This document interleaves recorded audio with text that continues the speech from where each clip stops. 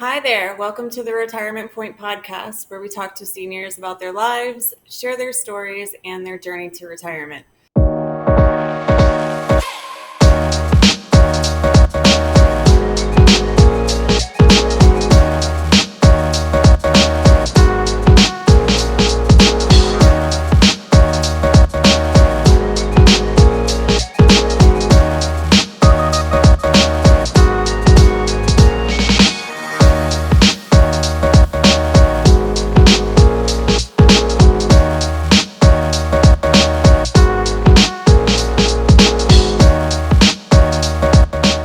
Today we have an exciting guest who has an extensive career in aviation and an incredible passion for travel. Welcome to the Retirement Point podcast. How are you today? I'm fine. I'm fine. I wake up every morning. I got to be fine at my age.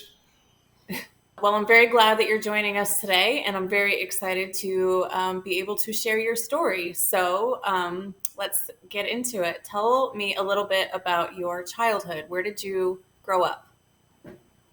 Well, I was born in 1938, and my mom and dad bought a new home in Northwest Detroit for about $6,000, and it was like top of the line there. Uh, and I grew up in that neighborhood for 20 years. Uh, I have two brothers. One of them who passed away early. He was 55, Mike. My youngest brother, Roland, uh, is still living in Detroit. What was your daily life like then? Uh, we would start at 8 o'clock in the morning with, well, I'm Catholic, so it was Mass. Um, and I uh, spent 8 years in the grade school and went on to high school which was only a mile and a half away from the house. So, everything was in those days, walking distance. If I was lazy, it cost me 10 cents to ride the bus to, to school. But normally I'd walk because there was a coffee shop and we'd stop and have coffee on the way. Did you go to college after graduating high school? I got accepted in the University of Detroit uh, for one semester, which I was not a good student. And it just didn't work out. So I ended up working full time in a grocery store, uh, which was not my thing. So I was not doing well at home. Things were not. My mom raised three boys, and she had no idea because she had two sisters. Um, at any rate, I ended up joining the Marine Corps, enlisting in the Marine Corps. Well, that sounds interesting. Tell us a little more about that. Spent about 2 years as an enlisted man, uh, and they, at the point where I was after uh, boot camp, they told me that my GCT, General Classification Test, was high enough that I could apply for flight training, which I did. And it took about a year and a half later, after I left San Diego Comm School, and was selected for the Marquette program. At the time, it was Vietnam was in full swing, and they were short of aviators. And at that point, I uh, I ended up going to Pensacola, Florida for flight training, and of course, 16 weeks of more boot camp, if you will, along with I went through flight training. Uh, I started in January of '61, which is an interesting story. I was backing up into December of '60. I was in town one evening after Christmas, uh,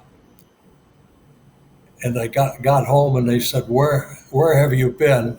Because they're looking for you. And I'm going like, I don't know anything about this.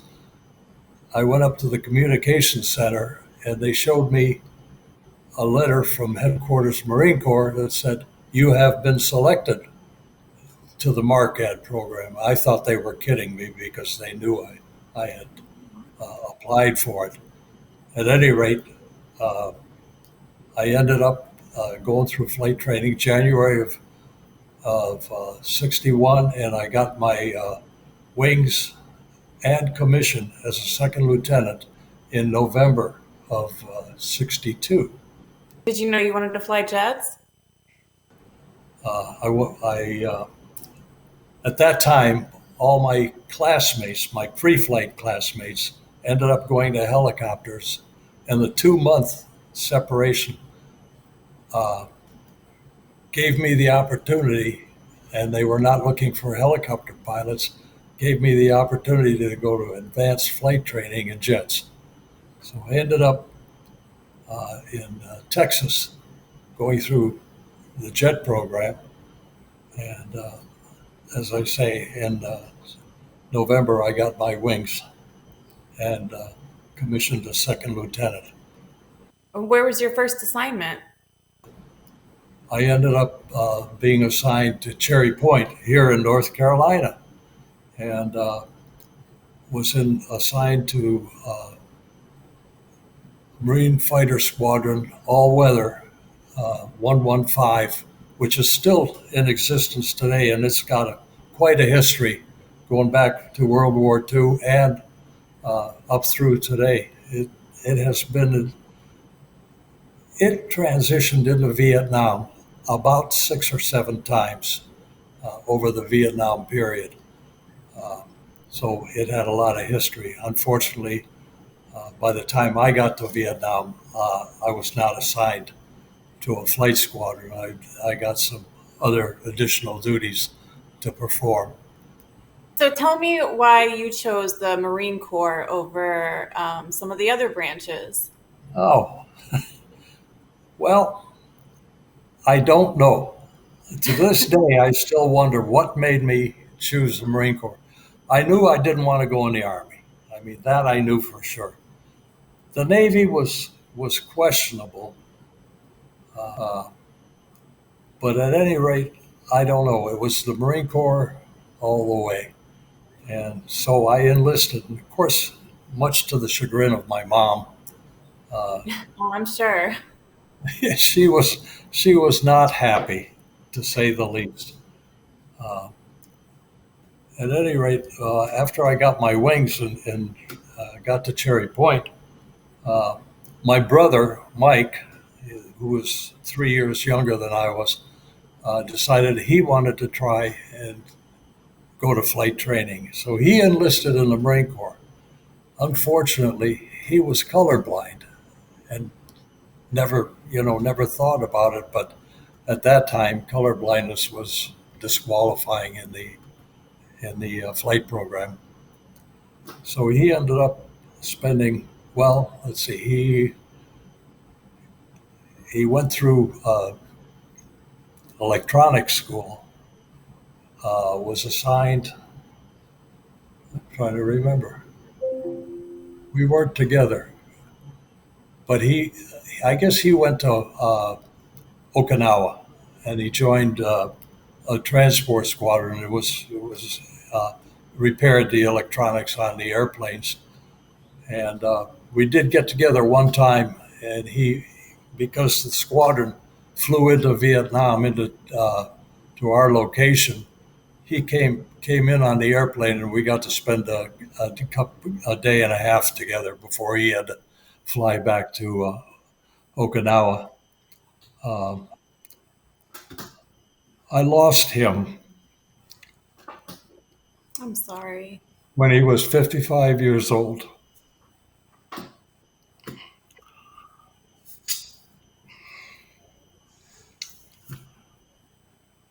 That was wow.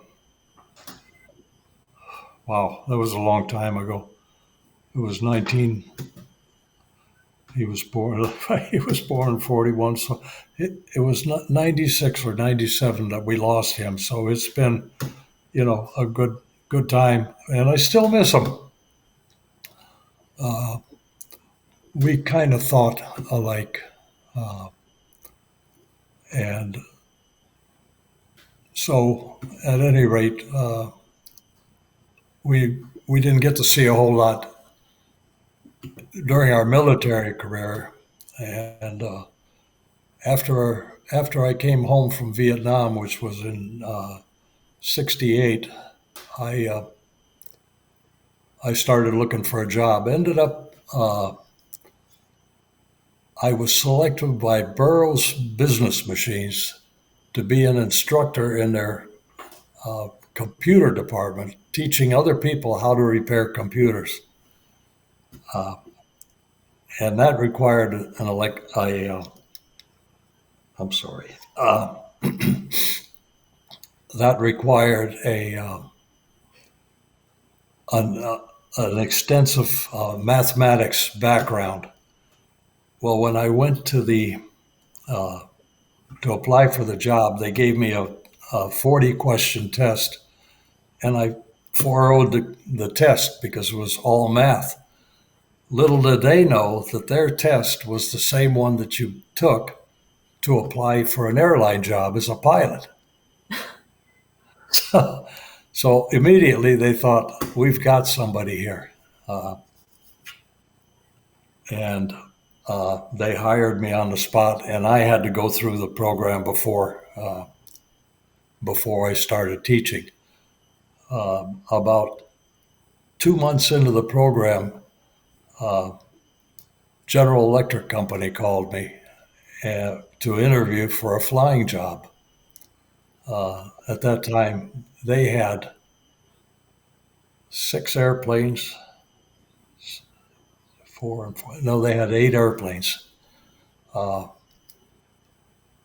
and the interview consisted of we're looking for somebody to fly out of the Boston location because Boston is the aircraft engine group headquarters, and the flight was from Boston to Cincinnati 5 days a week. Was there a lot of training involved in going from a military plane to a commercial plane? Well, when I trained in the military, I flew a jet, and so the part about flying a swept wing aircraft as opposed the Gulfstream One was a straight wing aircraft, and flying and transitioning all the flight characteristics, although you don't feel it when you're flying, they're completely different because of the swept wings. Stall speeds are a little bit higher, and there are a lot of other things. But the thing is, mostly when you get to those types of aircraft, the instrumentation is just sophisticated, and for whatever reason, the actually the private airplanes, all the Gulfstreams, the Jetstreams, uh, all instrumented their aircraft. The left side was identical to the right side, so you could literally, fly the airplane from either seat and see the same picture. Which the airlines, they've finally gone to that period, but early in the airline industry's career, only the captain had the sophisticated instruments. The first officer on the right hand side had lower class instrumentation. And my son, even he, flying the early aircraft, they were different. But now with the 777 and all those things that they have, they've they've gone to, sophistication, if you will. So, when did you decide to retire? The General Electric Company required us to follow airline rules in retirement. So I was required to retire at age 60. And they supplemented me until for a couple of years, 2 years, uh, uh, until I reached 62 and was able to retire, under federal guidelines. If you want, we can switch gears a little bit because I Okay. know when we talked before, you talked a lot about your passion for travel. So I know you did a Uh-huh. lot of traveling, not only with the military, but also in your free time. I did And do, one of the yes. things you told me about was what you called the trip of a lifetime. And I'd love if you could share that with us. Oh my gosh. I told you that way back, didn't I? You Uh, sure did. oh, wow. Yeah, the trip of a lifetime was an around the world trip. So we started, uh, well, the flight started in New York, and we picked it up in Anchorage, Alaska, and because we had to refuel to make Tokyo. At any rate, from Japan, we went to China, but the Republic of China, not the Chinese, not the mainland. And from there, I guess we did go to Hong Kong. From there, from Hong Kong, we went to India. Yeah, from India, or yeah, from Hong Kong to India, and we went to New Delhi and spent 2 or 3 days there.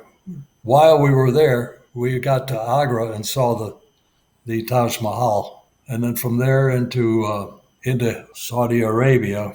Saudi Arabia, we continued on until we had to get out over the Mediterranean Ocean, or Mediterranean Sea, to get into Jerusalem because there were uh, political implications by flying from one country into Jerusalem.